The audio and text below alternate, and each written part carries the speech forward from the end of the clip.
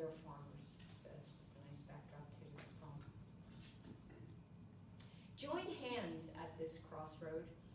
Walk gingerly into your sunrise. Feel the new road beneath your 4 feet, your width side by side, the combustion in your clasp. Keep walking. Soon it will be morning. As the sun begins to dry dew, breathe in the freshness of your new day. Try to identify that fragrance, your future. Pause at noon, look behind, ahead. Smile at one another. Join hands again that inevitably parted for what was required. Find satisfaction in the work of your morning. Stroll into the afternoon. Help each other when it becomes very warm and shadows fall in surprising places.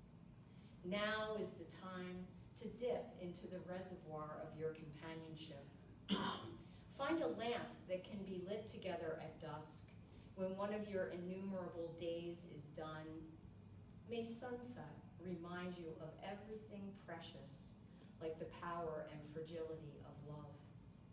When night comes, let the darkness teach you of your collective courage, your wit as a couple, your steely strength as two, your shared road. Hold hands facing east. Look for light. Never let go. The Landscape with the Fall of Icarus, 1590. Know yourself and make complaint your youthful ways. Arsalis, 460 BC. The escape done with, now going forward, the right rear step of a horse. The plowman's left footsteps on his scissored earth's future birth. Nearby, the pouched dagger lies on banked ground, not yet beaten into a plow blade. A staff shepherd companion, all his sheep counted, ponders, are these heaven's shadows, winged spirits flapping high up in the clouds? A feigned head lying in low bushes moths the partridge to validate tragedy, until he claps his wing and chirps for joy. A fisherman must see feathers adrift near his line, on shore all impervious to the disobedience of a boy, drowning in the narrow channel. What brought your wings to melt in this bright sun? Your zenith sought too high for mortals? The ship charts course into a mast-rich filled harbor.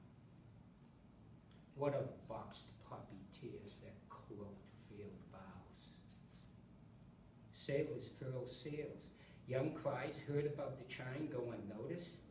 Its sound echoes too often on the sea of loneliness. The cave, castellated island nest out here, befitting of a tomb for Icarus. Daedalus fate sealed, within his dim labyrinth of self-exile with golden carved doors. For the young never fear their peril, and this day fell on deaf ears to a blind eye.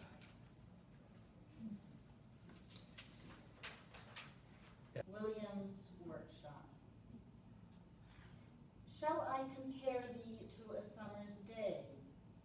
Well, I guess that's nice enough, but really, can a woman, or well, anyone really, I'm just assuming the speaker is addressing a woman, but in any case, can a woman really be like a day? I don't see how. Good point, Mr. Johnson. Simile wants to fit tight as a glove. Mr. Shakespeare should know something about gloves, yes? Maybe she is like a special time of day. Thou art like the morning, sunny, hopeful, or the evening, quiet, soft. Yes, Mr. Kidd. Well, I for one must wonder about the title, or lack of one. That is to say, do we all find number 18 a fitting title for this paean to loveliness? I know Will's onto a jag of sonnets here, but this 18, it seems somehow unworthy. And what of form while we are on it? Have we in fact a sonnet here? The Volta, but thy eternal summer shall not fade, to to my own sensibilities, fairly disappears in this sea of semicolons. Well said, though I think we have all seen that Mr. Shakespeare will not be deterred from his sonnets or his punctuation. Perhaps a title, though, would not be asking too much. Mr. Spencer is leaping from his seat. Yes, sir. Knowing that I probably should be the last to comment, having titled work The Fairy Queen, but I say someone has to seize upon these darling buds of May. I'm sorry, it is cloying, isn't it now? Doesn't anyone agree? Mr. Campion? I think it's sexual. The buds are ripe and, well, about to burst, darling in an oh my darling kind of way. I see no other way to read it. Mr. Campion finds everything to be sexual. I think we can permit our Spencer his wariness here. I too feel we are walking that slippery precipice of the sentimental. Mr. Marlowe, you are quiet. What think you of your comrade's sonnet here? Sir, I am less enthralled than most with heaven, buds of May, and so on. Hot eyes, which I rather like, notwithstanding.